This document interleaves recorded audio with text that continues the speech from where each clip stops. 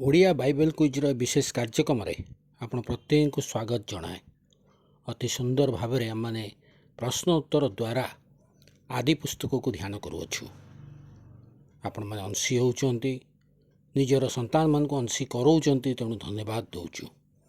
ଯେଉଁମାନେ ନୂତନ ଭାବରେ ଆସିଛନ୍ତି ସେମାନେ ଚ୍ୟାନେଲଟିକୁ ସବସ୍କ୍ରାଇବ୍ କରି ଅଂଶୀ ହୁଅନ୍ତୁ। ଗତ ଅଧ୍ୟାୟରେ ଯେଉଁ ପ୍ରଶ୍ନଟି ପଚରାଯାଇଥିଲା ତାହା ଥିଲା, ଜଳପ୍ଲାବନ ପରେ ନୋହଙ୍କର ଜାହାଜ କେଉଁ ପର୍ବତ ଉପରେ ଲାଗି ରହିଲା? ଏହାର ସଠିକ୍ ଉତ୍ତର ହେଉଛି ଆରାରାଟ। ଆଦି ପୁସ୍ତକ 8 ପର୍ବ 4 ପଦରେ ଆପଣମାନେ ଉତ୍ତରଟି ପାଇପାରିବେ।